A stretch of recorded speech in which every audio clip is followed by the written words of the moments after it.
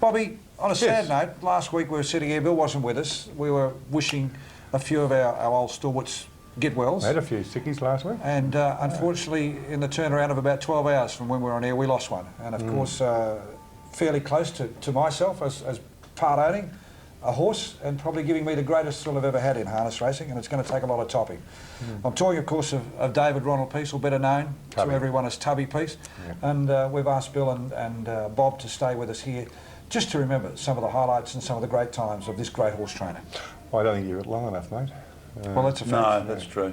He was a legend. I think you're a scribe, mate. You're remiss on not sitting him down and getting down all the stories. Yeah, I know. People told me. I kept telling you to do it. Same with JP Moore. Yeah, because Ronnie would have more stories. I mean, they used to reckon he used to scheme from what he used to go That was 7 a.m. sleep till 1 and scheme till 5. Yeah. Well, go about 1:30 and scheme till 4:30 before work. Interesting you say that. I was lucky enough probably to talk to the late George Gath. You know, probably the last interview that was ever done with him, and just to have him sitting there, even Brian got embarrassed, by the way. He was saying things, and really just priceless stuff, and I know what you're saying.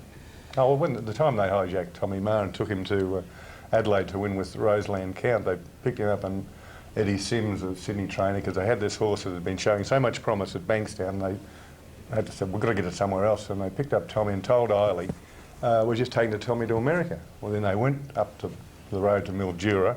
And they stayed in a motel, but they couldn't go anywhere else in case someone sprung them, and they went to Globe Derby and backed it off the Matt Roseland Count and won something like $80,000. Now, Ronnie, as we know, had a stroke, what, about 4 or 5 years ago? About 4 years ago, Yes, probably exceeded his life expectation at the time. I think at the time he was expecting not to live very long, but he lived a lot longer than was expected, and I was able to catch up with him, and it was one of the most satisfying interviews I ever had when we used to do the races during the midweek. It was at Echuca going back about 18 months. And we got a couple of grabs for that interview that day at Echuca. The pools dropped off in the daily double. Now, you used to take horses to Sydney and had a few legendary jousts with Bill Waterhouse? Yeah. What was I heard a story once. You had a horse called Wilder up there, and you backed it for an absolute fortune. Would 100,000 be close to the mark? You backed it to win? We backed him for all we could get on with one night. You probably still had money in your pocket trying to get it on. And he get the line? Yes, he did. Marvellous. What was the best horse you had, Ron? I remember Nicotine Prince probably being one of your best juveniles. What would you say was the best? He was probably the best juvenile. Double White was a great horse, good tough horse. He had the will to win, and Indemnity was pretty good. And a lot of speed, Indemnity. Yeah, Hyperstat. And Dale's Gift? Yes, good tough horse. He didn't know when to lay down, he'd keep going. And the boys are continuing on the tradition, and Mark's driving the favourite in this race? Yes, we don't train him, I don't know much about him. No, well obviously... he seemed to win pretty good at Geelong a few weeks back. Who would be the best horse in the stable at the moment, you think? Oh, I'd say Canny Gwent and Deception Bay.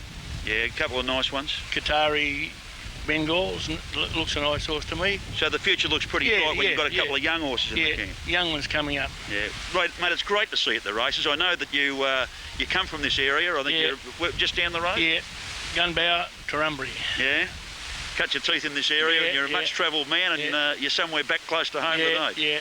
Ronnie, terrific to see you. Anywhere near the Murray River's very good. Yeah. You've got to follow the Murray. Do you? Yeah.